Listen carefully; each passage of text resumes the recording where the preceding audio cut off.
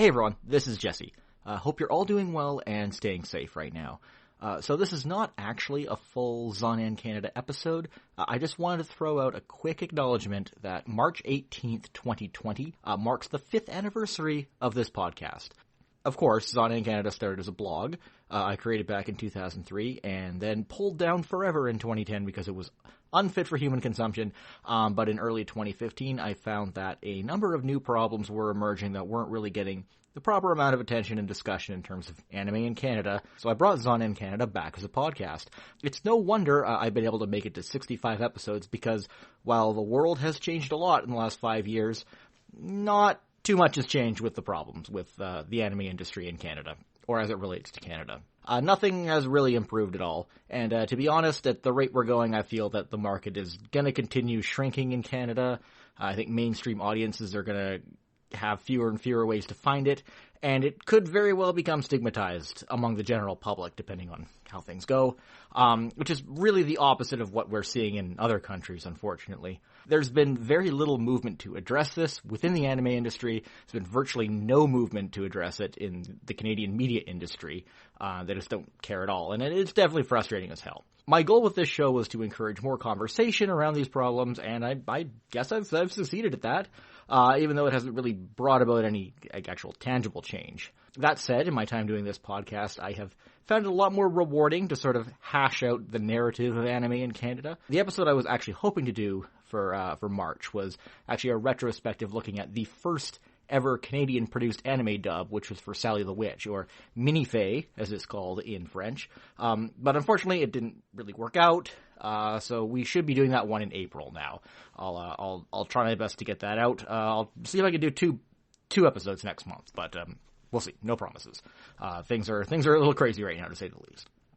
Overall, though, I think that by exploring lesser-known topics like that, it can help sustain a sense of importance behind what's kind of been eroding in Canada. Incidentally, those types of episodes tend to be my least popular ones, so it's probably good that I'm not doing this show for money, because I have no interest in kind of bending that to anyone else's will. But I've found that the audience for this show is pretty small, maybe, a couple hundred listeners consistently over time. I'm not sure if there's any way to expand that, again, without compromising the focus of the show. Maybe I should. I don't know. I'm curious to hear your thoughts on that, honestly. But I'm pretty confident that it would not be viable for me to do anything like a Patreon for Zannen Canada, but I have actually decided to set up a Ko-fi account where you can actually send a small amount of money my way if you like what I do. You can find that at ko-fi.com/Zannen Canada. That's ko-fi.com/Zannen Canada. It's not that I'm hurting for money or anything, but, it would be nice if I could at least break even on the SoundCloud fees every month. One other note, I realize that on the show, I tend to keep going on and on and on and on about certain problems, like not having access to Viz titles that are on Hulu in the United States, not having anime on popular platforms like Crave in Canada, the disappearance of Canadian dubs, and of course, no Toonami on TV in this country.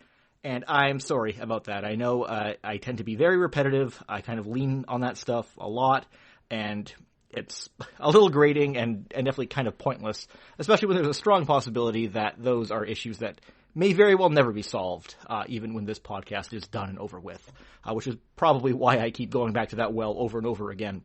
However, I would like to take this opportunity to highlight one issue that does come up a lot in this show, which is Crunchyroll not making its back catalog available to Canadians who don't have subscriptions to the service, outside of just a handful of titles. This situation has been in place since 2016. Canada is the only country where Crunchyroll does this, and they have never explained why. Everywhere else, anyone can access the full back catalog of Crunchyroll with ads rather than paying for a subscription. I think it's been very disappointing that Crunchyroll has maintained these restrictions even in the face of the current COVID-19 coronavirus crisis. Now, I know that there are way more important things to be focusing on right now, for everyone, in terms of coronavirus. It's pretty scary. There's a lot to think about, and for instance, things like instituting universal basic income in this country, probably something that deserves a little more focus. But I think it's worth noting and worth emphasizing that lots of people are stuck at home, Lots of people are struggling with finances right now. And honestly, I think that asking Crunchyroll to free up this back catalog really isn't asking a whole lot. I think it's a pretty reasonable demand that we could be making right now. So if possible, I'm going to use this opportunity to encourage you to reach out to Crunchyroll through their contact form on their website, on their forums, or through social media, and ask them if they could open their back catalog to Canada in the face of COVID-19 coronavirus. I think it's something they really need to do, and I'm just going to leave it at that.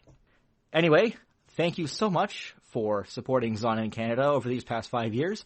Hopefully I can keep things going with podcasts, special guests, retrospectives, panels at conventions, whenever they start going again. Maybe I'll even finally branch this whole thing out the way I've always wanted to. Who knows? We'll see. Please, if you can, donate to my Ko-fi.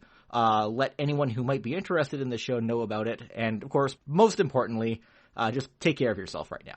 I'll catch you next time.